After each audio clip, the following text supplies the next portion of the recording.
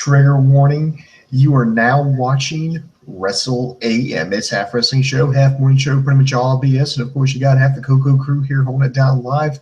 Yours truly, the sexiest man on all Internet Wrestling Radio. It's right, boom, boom, here's Check the Room live from the RVA, Richmond, Virginia. And of course, join me there way across the pond in beautiful, sunny southern England. I lied, it's cloudy. I'm talking about none other than the English stud muffin himself, LK. What's up, buddy?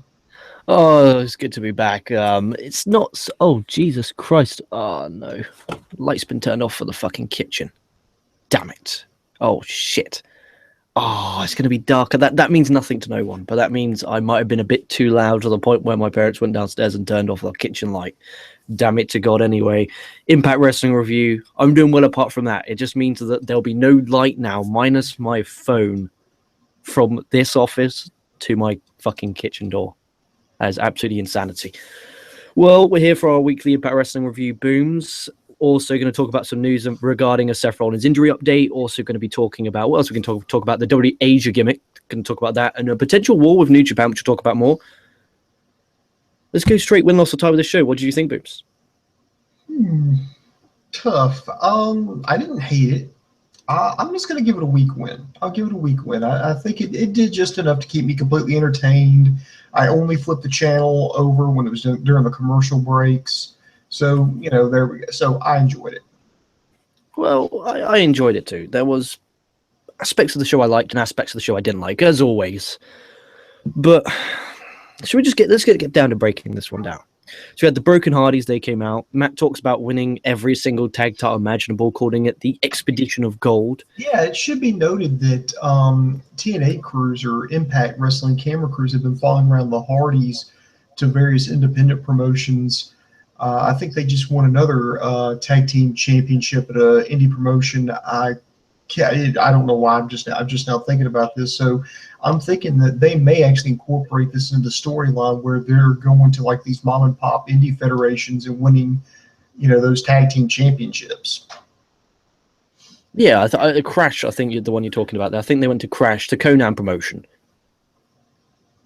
I think. And I know there were another one as well, and they won another tag title. I think it'll be pretty cool. Yeah, there's another one after that. That's the one I'm talking to. I just can't remember what it is right now off the top of my head. It's pretty cool because imagine them turning up with like just complete covered in gold, and they have like every tag title from like all around the world. I think that'd be quite cool. Jeff then says, he has his briefcase. He wants a world championship match. Lashley comes out. Lashley says he's ready for anything and asks Jeff if he's ready.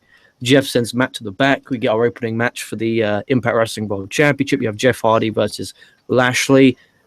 There was some good stuff in here. Lashley with the powerbomb on the steps. Jeff got a good near fall with a swanton bomb for 2. Jeff went for another swanton bomb, but he kind of went for a slingshot version. So he's here. He slinged himself over the top, went for a swanton bomb, but Lashley moved. So Jeff Hardy landed hard on the floor. Lashley then in the ring hits a spear to get the win. I really enjoyed it. It was really fun. It was your typical Spot Monkey Jeff Hardy match. I gave it 3 stars. What did you give it? Yeah, I give it about 2.5. It was an okay match. I like the fact that they gave Jeff Hardy an out. He had a couple of swantons, but Lashley was just powerful enough to kick out and put his foot on the rope. There was a mistake where Jeff went to the outside. Lashley rolled out of the way. Hardy landed flat on his ass. That wound up being the one thing that hurt him because Lashley threw him in the ring and he hit him with a spear. I was actually kind of surprised that they had a clean loss. They had Jeff Hardy lose clean, but I'm thinking, you know what? I really think Hardy is one of those people that they can have lose clean to the champion and still come out okay. So when I thought about it, I was like, no, that makes sense. I think Jeff is just is just popular enough, and I don't think he's going to be back in the heavyweight championship picture anytime soon. So it made sense. So that's why I enjoyed that. Yeah, and if you actually think about it, Jeff Hardy is Jeff Hardy. He's going to be over no matter what. So whatever you do, Jeff Hardy is going to be over. So they don't have to worry about, oh my God, do we have to protect him or not? He's going to be over no matter what you do. And I think that's a real asset to how over Jeff Hardy is. And again, with the audience, like, he's going to be over because it's the casuals. It's not the hardcore TNA fans because it's Universal. Some of them are hardcore. I'm not saying all of them aren't, but some of them are. But it's Jeff Hardy, and he's going to be over no matter what. Then Eddie Edwards come down. Eddie Edwards congratulates Lashley on winning and Dude, I got to ask you a question, man. Did you hate that segment? Because I hated it.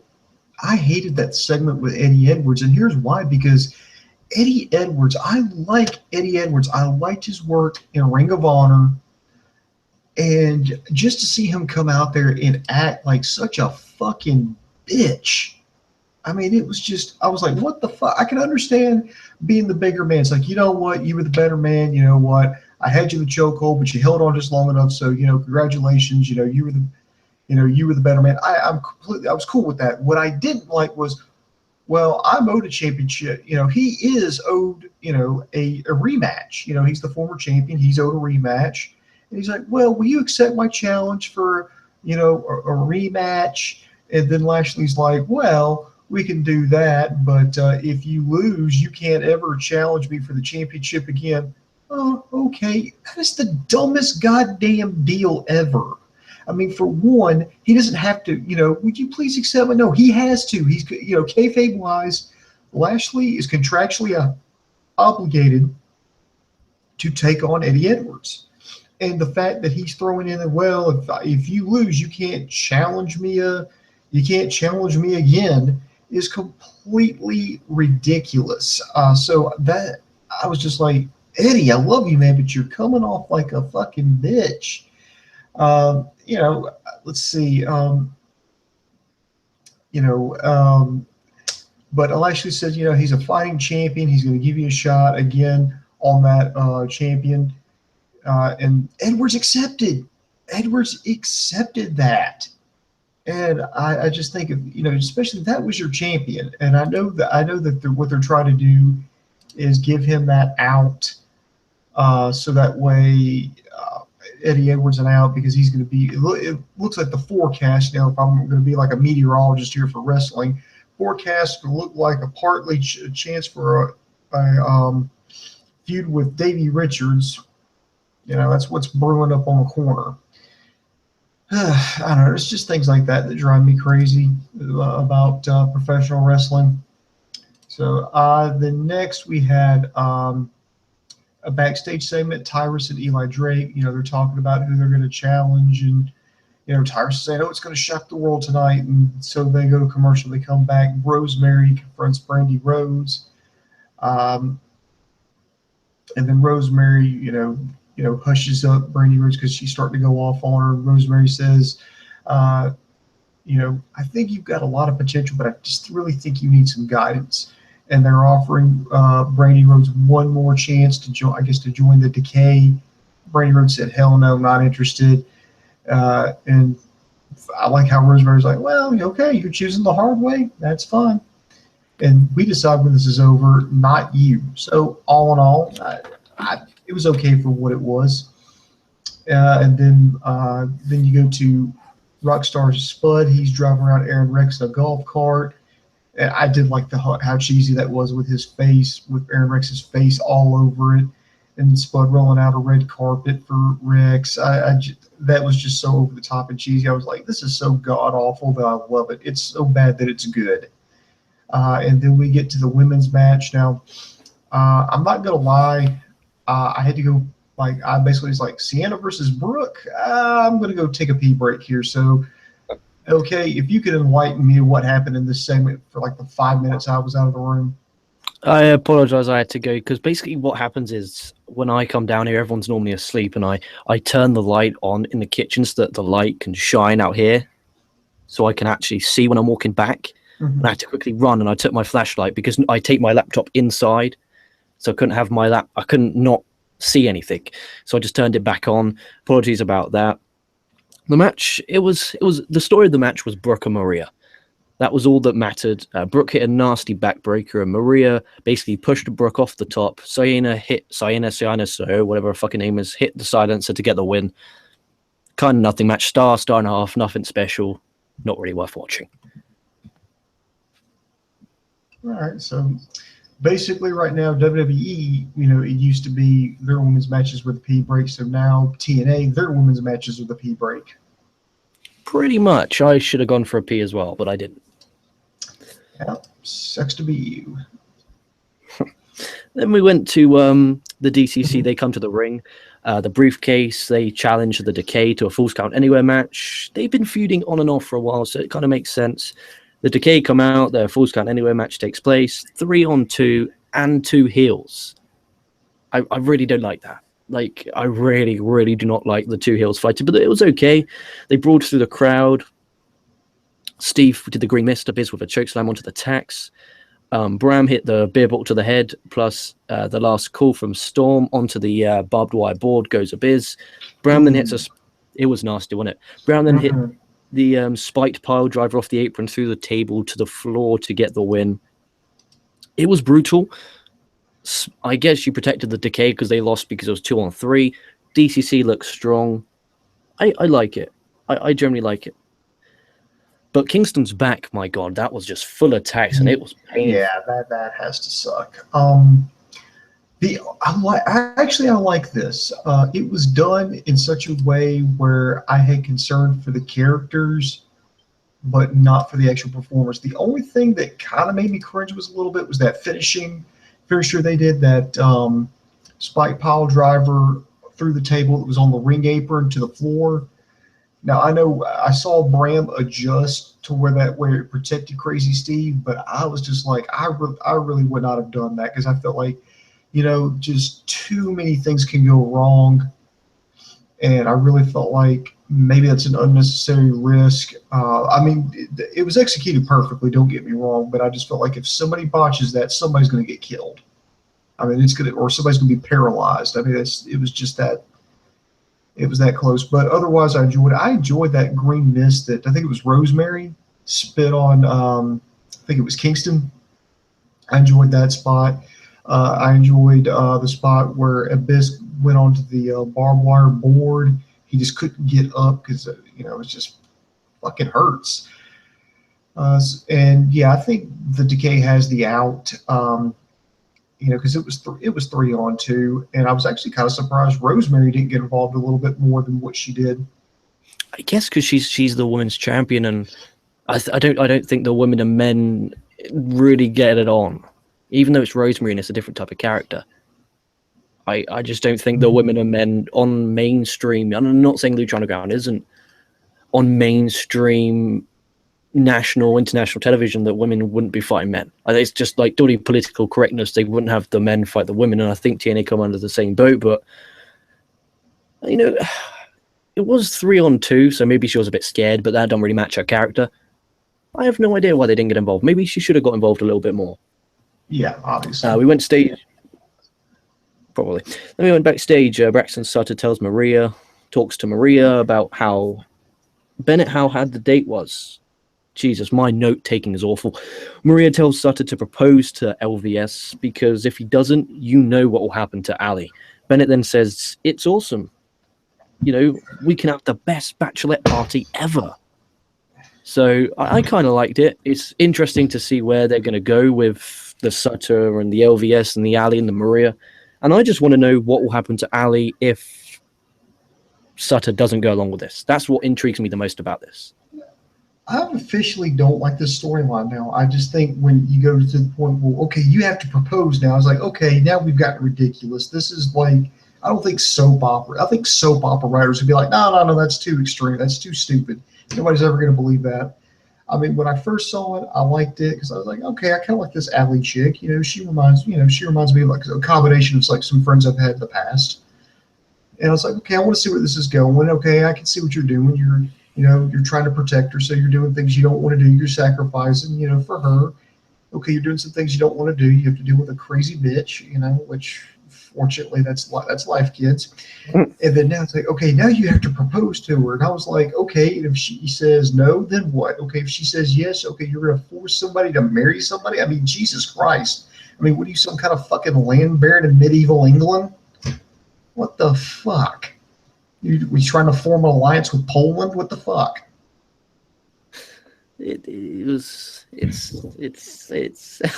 speechless. There's nothing really you can't defend it. I was trying to play devil's advocate, but you can't really defend it. The only thing I like is the Maria, what will happen to Ali? That's the only thing that intrigues me. Oh, and here's another thing. If you're getting married and you think, oh, this bachelor party is going to be awesome, let me tell you something, kids. Every bachelor party I have ever been to in my life has sucked. No. Everybody's like, oh no, that's got to be awesome, Egg, because you think bachelor party, you think of like the fucking movies. You're at some fucking titty bar, drinking high end drinks. Yeah, this is great. No, no. All the ones I've been to, it's been a bunch of guys sitting around going, okay, there are no chicks here. You want a beer?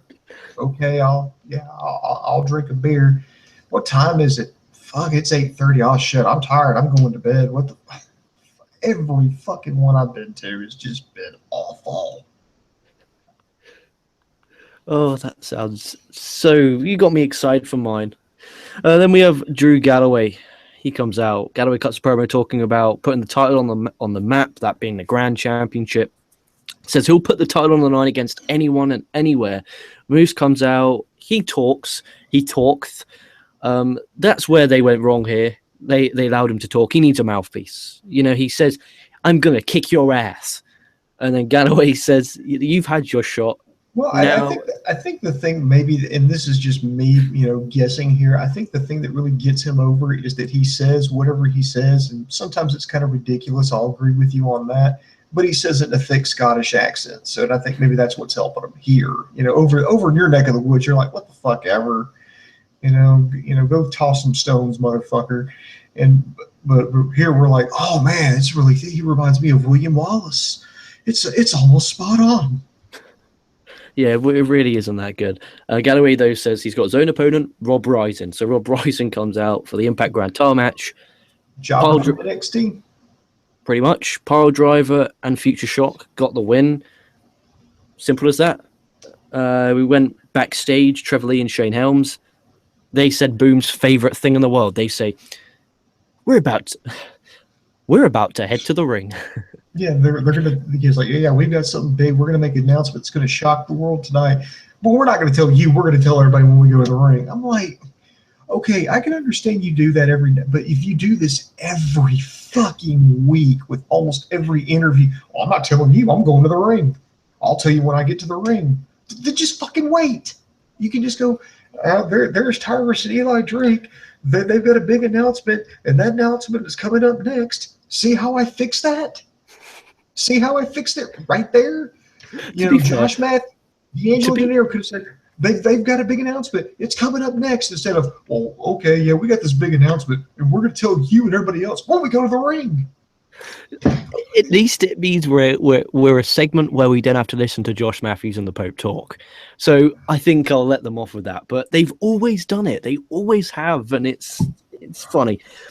Galloway's backstage. He says he wants a grand title to mean more than the world title, and how Moose has already had his shot and he blew it. Shane Helms and Trevor Lee finally come out. Lee says he wants DJZ in an X Division Championship match and a ladder match. So DJ comes out. If you remember last week, he got attacked and injured his ankle. So they had their ladder match for the X Division title. Trevor Lee works the ankle. There was some ladder shots to it. DJZ a nice DDT off the ladder. And then basically Lee traps DJZ's ankle underneath the ladder. He climbs. He wins the X Division Championship. So Trevor Lee's your X Division champion. DJZ's in the ring crying. And that was that. It was short. It was okay. It was very uneventful. And I've already forgotten about it. No, I enjoyed it, actually. Is DJZ, is he kayfabe hurt or is he legit hurt? I'm not sure. I'm guessing kayfabe. Otherwise, why let him go out there? Yeah, because I'm just saying. I mean, you could be injured, but not like that serious. Or maybe true. You're injured, so maybe you need to take some time off. So you got to get the belt off of him. But either way around, he did a great job. I think DJZ did a great job of selling. I actually kind of like the match. It gave Zima the complete out because he was pinned under the ladder. His injured ankle was pinned by the chair under the ladder. He couldn't, he just couldn't get up there. Actually, I like Trevor. I really do like Trevor Lee. I just wish he would change up his look a little bit. He reminds me of almost. It was like one of the Harris brothers' first gimmicks. It was like the Blue Brothers. it was like Jacob and Eli Blue. They were like guys from the Ozarks or whatever, the Appalachian Mountains, who'd never been to civilization before. I just really wish they would change it up, because I really feel like they're missing out, because just Trevor Lee just looks like, okay, here's a guy in black tights who just does not believe in razors or scissors or any kind of hair care product whatsoever. Yeah, his gimmick is he's the caveman. So I guess you can kind of let him off because caveman, they just have black trunks, black boots kind of gimmick. I think that's his gimmick. I'm not too sure. Don't take my word for it, but I thought they called him the Carolinian caveman. I guess. I just wish I think they need to change it up. I mean, just a little. I'm not saying he's like shave his head and just be like a hipster or anything. I'm just saying just change him up just a little bit. At least give him a look other than a guy who does not cut his hair. Hey. And speaking of your favorite segment of the night, Tyra says, you'll have to wait to find out who Drake will challenge, and we're going to tell the world next. So Eli Drake and Tyrus, they come out. Tyrus challenges EC3. EC3 versus Eli Drake was our main event. EC3 had a massive bruise on top. Ooh, that shit was legit, man. That looked brutal. Oh, it was just horrible. Like, Drake hit a backbreaker on the lower part of the back near the bruise, because it's on the lower back side of his body. Really nasty stuff.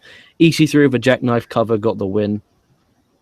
And you could see he's in so much pain when he grabs the top rope and it's like, oh, you poor man. And the sad thing is, I saw these two wrestle 2 months ago on Impact, and they had like a 3.5, 4-star match. It was out of this world, but this disappointed me a lot. The lights went out. DCC came into the ring. They beat on EC3. They then beat on Tyrus and Eli Drake. Storm hits the last call, super kick to Drake. DCC pile driver on EC3 onto a chair. Ended the show. Oh, sorry. I like the swerve of the DCC coming out. I like them targeting. Drake, Tyrus, and EC3, because then we were talking about earlier on how we don't like. I don't like the heel versus heel. We're kind of showing them that they're not anything. They attack the heels and they attack the baby faces. They're not heels. They're not baby faces. They're in the middle, which I like. What were your thoughts on the main event and the way how the show ended? I enjoyed the main event. I enjoyed how EC3 eventually, he managed to just squeak out a win, but the bad guys had the last word, and then the DCC coming in completely confused me. And granted, I have not been watching, but for maybe I think this is week 3 now. So I don't know their history. I don't know why they would have done that. I don't know why they turned on the bad guy. I mean, bad guys beating up the good guy while he's down. That's, wrestling 101. But I don't understand their beef with Tyrus and Eli Drake to make them turn on him, and where does it go from there? Yeah, and it was kind of like a mini little hook, like, why do they do it? You have to tune in next week to find out why. So if they've done it for that reason, I like it. But we'll get to some live comments before we get to the news of today. Andy Pap's baby gives it a week win. Impact is going with the hot hand. Kevin Eric Snell says that Lashley matches aren't exciting without the erupting volcano. Andy Papp says, I hope Impact ventures outside the Impact Zone and starts doing shows in New York City and Toronto, because Anthem is based there. That's very interesting. I didn't know Anthem's based there. I knew they were in Canada, but I hope they do matches there, shows there, and I hope they start doing house shows. I would say baby steps. Me personally, I would say get stable first. Once you feel like you're back on your feet, then I would go do a show outside the Impact Zone in a smaller arena, so that way I've got a better chance of selling. Because I'd rather have a smaller arena and sell it out, than have a large arena and have a bunch of tarped off areas. Yeah, agreed, definitely. Because I remember one time they did a venue and it was bigger than what they should have gone, and it looked really silly. Andy Papp says Cody will be back on Impact a couple weeks before he brings the Bucks of Youth with him. Maybe, because the Fight Network also has Ring of Honor, so that could be interesting if there's going to be a relationship there.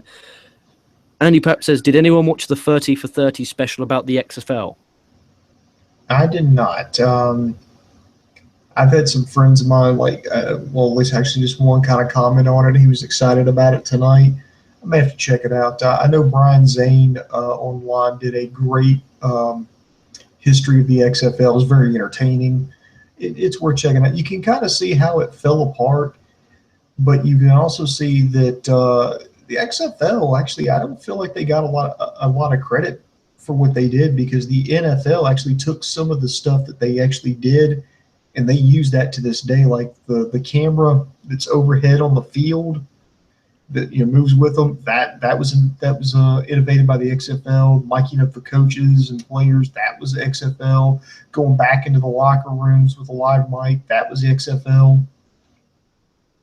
That's just something that XFL, they were okay, but I think it was just too rushed of a project, and it was just a bad mishmash of things. And I think, unfortunately, I know it was Vince McMahon, but you're trying to appeal to a mainstream of people, and I think they relied too much on wrestling. Yeah, I'm gonna watch that documentary maybe tomorrow, and I might talk about it on tomorrow's Wrestle AM anyway. Impact, please sign Vader Scott. Yeah, she's a good wrestler. I wouldn't mind that. Andy Pratt says, I'd keep Rosemary with Crazy Steve, and Abyss should retire. I don't think he'll ever retire. Like, the guy just keeps on going, and he went from having like deathmatch wrestling all the time to now doing what he's doing, the poor bastard. But I like him. I don't hate him. I don't like him. I just don't have an opinion on him. What's your thoughts on Abyss? Do you hate him or what? No, I don't hate Abyss. He was one of the first guys that got my attention when I first started watching TNA back when it hit. God, this is going to date me here, but I remember when it left pay-per-view. It went on. It was like online for a little while, and then they popped up on Fox Sports, and that's when I saw him for the first time after hearing so much about Abyss, Abyss. And I was like, oh, okay, this guy's impressive. So. I like these a little versatile. Remember he did the whole Joseph Park gimmick, and he actually looks normal. I never thought that kind of guy would look that normal, especially after everything he's been through. But but is it time for him to hang it up? That's for him to decide. Yeah, and he isn't like fucking stinking the joy now. He isn't that bad yet. Mm-hmm. So we'll at least let him on that. And then Kevin Eric Snell says, I heard Oppie and Anthony missed the email inviting them to be on that 30 for 30 show, so they got shut out. Poor bastards. We'll get to some news now, Booms.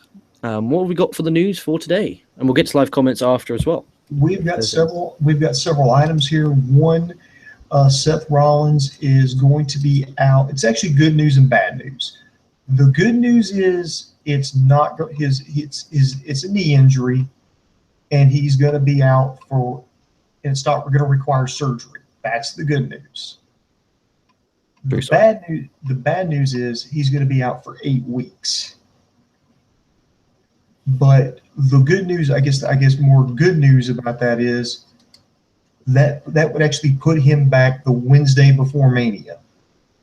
Okay, that's interesting. And I also read that they've had lots of they've had a creative meeting about whether or not their plans if Rollins can't compete.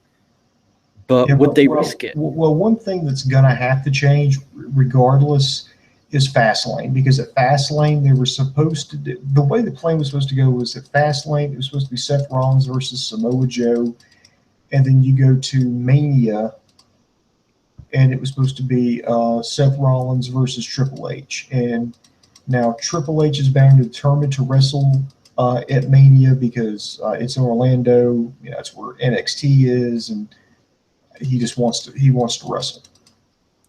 So I guess if he doesn't want to wrestle, maybe he goes Samoa Joe. We talked about this yesterday. Is who does he go for? Like, I hope that the thing is though, all it takes is Rollins to not rehab quick enough, and that's only 5 days of being injured again. I know it may not sound like he's got 5 days to recover once he's finished rehab, but he's dealing with a partially torn MCL, which is still not a joke. But luckily it wasn't a complete tear, and he's going to be close. He's going to be extremely close, and it's just one of those. I think it's just going to depend on him, how he's feeling, and how the medical staff is going to, because the medical staff is ultimately going to be the ones who have to give him. You're going to have to give him a green light. So I think everything's just going to depend on his rehab. But the thing is, though, they can't really promote the match because if they're there, like, okay, we're going to have Seth Rollins versus Triple H, and then on the Wednesday they test and Rollins can't compete, then all their build-up for Mania has been wasted. Are they 100% certain that Rollins will be able to wrestle? And I guess maybe what they'll do is they'll wait till Fastlane and they'll say, Seth, here's a little checkup. We're only a month away now. How are you feeling? Blah, blah, blah. And they check him. And then they'll be like, okay, cool, you'll be ready for Mania. And then we can start promoting it. Have you come out on crutches? Have you cut backstage vignettes? Do something. I hope that he is back because I watched the W24. Well, certainly since they have this much notification, certainly you would have to have a plan B. Either you're going to have plan A that you go ahead with the Triple H Rollins feud, or you have plan B just in case he's not cleared to make it. Yeah, but you have to build the plan B as well. Like, so say they build plan A, and then because they think Rollins is going to recover, but then Rollins doesn't recover, and then, oh shit, we've only got a week till Mania. We'll scrap it to plan B. But maybe that won't be enough time. I think that it's just going to be really fascinating to see how they play this. Well, you can still do plan B, and plan B you can execute. Like if Rollins actually works out, you could execute plan B for the Raw afterwards. I guess you could. I guess you could. Because if it's a different competitor, and I made this up off the top of my head the other day. It says, well, why not like Sami Zayn? And so you could have for whatever Sami Zayn's, and this is just something I made up off the top of my head, is Sami Zayn stands up to the authority. I mean, it's short, simple, to the point. You could if Rollins isn't able to make it, boom, there's the Mania spot. If Rollins is able to make it, you could still do that match, but you could do it the next night on Raw. But then what will Sami Zayn do at Mania if he spent all his time building for a match with Triple H at Mania? He could be in Rollins' corner. Oh, dude, that's not what you want. It's tough. I'm just going to sit back, relax, and just watch how this unfolds. I think that's the best way to play it. Because it's a fucked up situation, that poor boy. What else we got? It looks like WWE, they're starting to get the ball rolling on a Asian tournament. They had the Cruiserweight Classic. They've had the United Kingdom tournament. Now it looks like they're doing something similar for Asia. The WON, actually, I think that is, the Wrestling Observer. Excuse me, the Wrestling Observer. They're reporting that WWE starting to get contact with talent in Asia. They're talking about passport details. But the only thing they're doing differently is that they're being told outright that if they get signed to this, they're not going to be allowed outside bookings if they're signed within the United States, United Kingdom, Japan, because they're trying to avoid what happened with the UK. Because remember, those guys were told, no, this is not going to affect your booking. This isn't going to affect your booking. And then they had guys who couldn't do What Culture. They had guys who couldn't do televised events. They had to be rescheduled. So I'm kind of glad that they're at least being upfront about this. Interesting. Maybe this is where Ricochet makes his splash, maybe. Well, he's not Asian. He's not Asian. Yeah, but... what a fucking moron. What an idiot. I can't believe I just said that live on air. I apologize, ladies and gentlemen. What a fucking moron. What else have we got? So I guess they could just go over to Japan and just hope that they're loyal to New Japan. And will that piss New Japan off? Talk about that in the chat.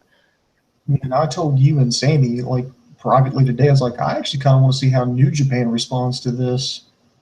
Fucking war. I don't think they're going to go to war. I really don't think. I was over exaggerating. You can. What could they do? I know what you mean. I mean, they're coming over to the United States for a couple of days to show off what they've got, and they're going to try to draw more people in. In fact, I think they have an event coming up this weekend, as a matter of fact. Yeah, on Sunday it's the new beginning with Kazuchika Okada and Suzuki Gun. Well, Minoru Suzuki, sorry, for the IWGP World Title. We're covering that on Sunday. Sunday night's edition of Wrestle AM. So look forward to that. And also, I've actually got some breaking news here. I was searching around on the interwebs, and we got some breaking news right here tonight. Kevin Kelly's apparently departed from Ring of Honor. You kidding? You kidding? Now, according to PW Insider, Kevin Kelly, he gave his notice and he left the company last week. Now, he's been with the company since 2010, and he'd accepted a full-time job at the front office back in 2016. But apparently he wrapped up his contract or his obligations this past weekend, and he hasn't said anything about announcing for Ring of Honor or doing anything for the company. They're thinking the guy, Ian Risaboni, I hope I'm pronouncing that correctly. If not, I apologize. He's the guy who does the announcing for Women of Honor. It's looking like he could step in to fill that position, which is kind of, and this actually ties into the New Japan because Kevin Kelly was doing the English commentary for New Japan Pro Wrestling. Now, they were able to replace Steve Corino with Don Callis. I'm interested to see who they get to replace Kevin Kelly. Is there going to be Don Callis out there solo? That's insane.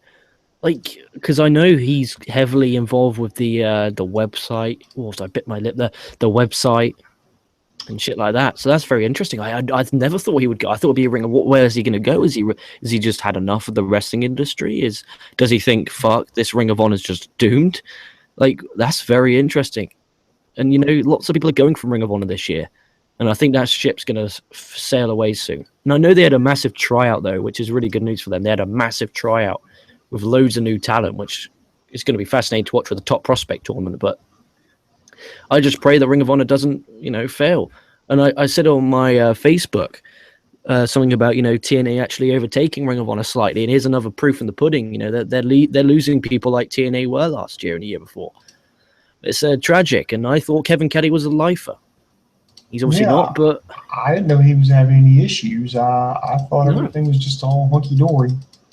Maybe he can go to TNA and get rid of fucking Josh Matthews. True. One can dream. I don't know. Maybe who knows what he's going to do? I will just wait for a statement from him, and I think it'll be interesting to see what he's going to go do. He won't go to WWE because been there, done that. Like, why? There's no need to go back. And why would they want him? They got everyone. They've got fucking an amazing. Well, they haven't got an amazing. They got a semi-decent announce team. They don't really need Kevin Kelly. It's strange, and that's shocking. That's really shocking, actually. Damn. Any other news? Yeah, let's see. Yoshihiro Tajiri, he's supposed to make a return in the next couple of weeks. He's recovering from a knee injury. Actually, a lot of people, particularly women, have been getting tryouts with the WWE in Florida this past week. I know Lady Tapa was one of the names there that you might be familiar with. Renee Michelle.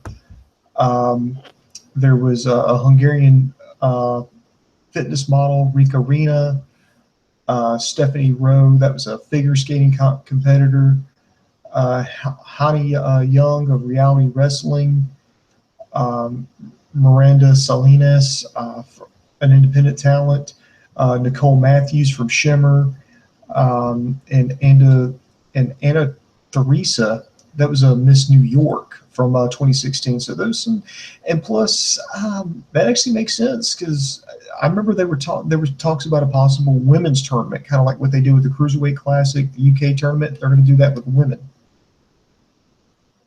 I think they will. There was lots of talk about that last month-ish or so about the women's tournament being developed. I hope they do. And I hope they have another Cruiserweight Classic tournament this year. I hope they do another one and make it a yearly thing. But we talked about this yesterday. What the fuck is going on with this WUK stuff? Like, generally, are we going to get a weekly WUK show? Like, what the fuck is going on? Mm-hmm.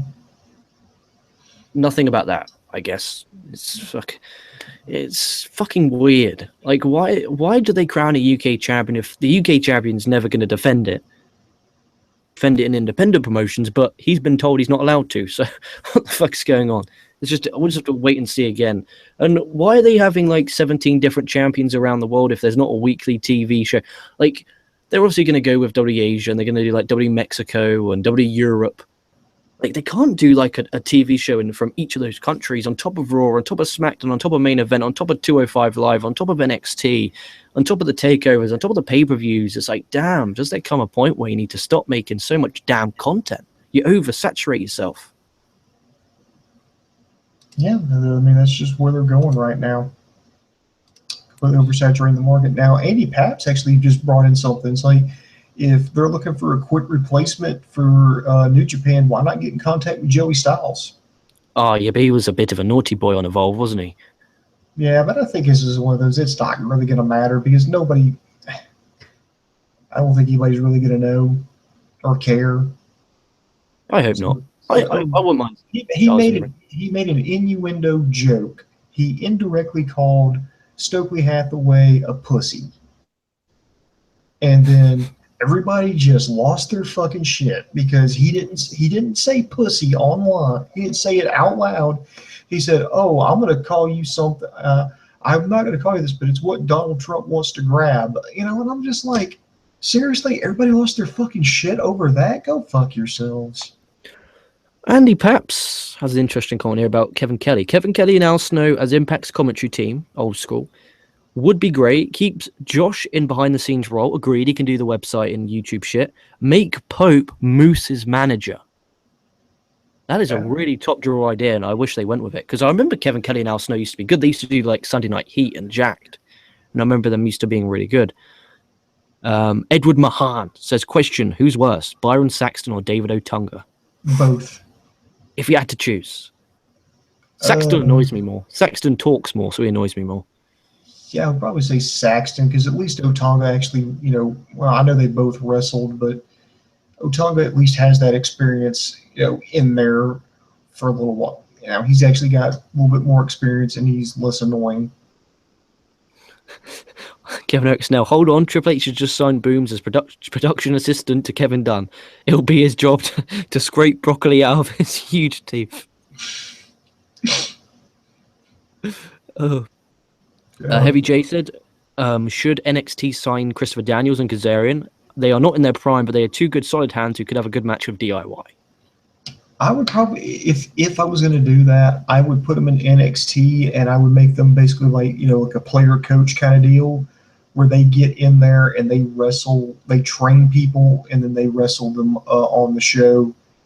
Because I think what you do is in wrestling is you eventually, like, you'll go out and wrestle your trainer in a match out in public or whatever because it's somebody you're comfortable working with. So I think that is somebody that I think it's a couple of guys that I think it'd be a win-win because you could have both of those guys training people and they can still go, even though they're getting older, they're still good. Get in the ring with them in NXT, and that's how I would use them. Yeah, that's fair. Don Callis and Joey Styles and ROH is an ECW throwback. That's from Andy Paps. Good point. Hell yeah. Hell yeah. Kevin X then says, that would be cool. Can Moose inherit D'Angelo De Niro's sweet entrance music? That was a good. But I think Moose will stick with it because of his Moose gimmick.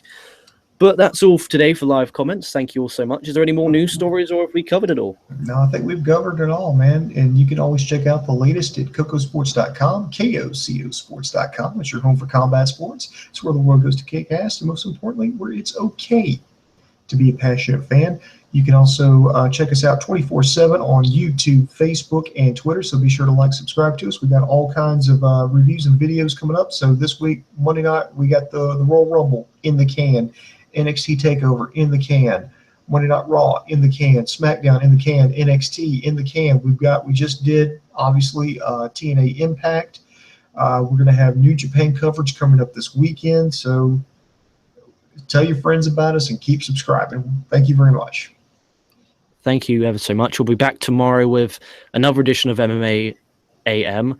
We're going to be previewing again the UFC Fight Night 104 with the Korean Zombie returning, and then also Wrestle AM tomorrow. I don't know what I'm going to review, but I'll find something to review and cover the news. I have no idea what I'm going to cover. I might do a preview show for the New Japan on tomorrow's Wrestle AM and just talk news and WrestleMania plans. I might come up with my fantasy WrestleMania card tomorrow. So lots to look forward to as always. Every single day of the week, minus a Saturday, you'll get an MMA AM and a Wrestle AM.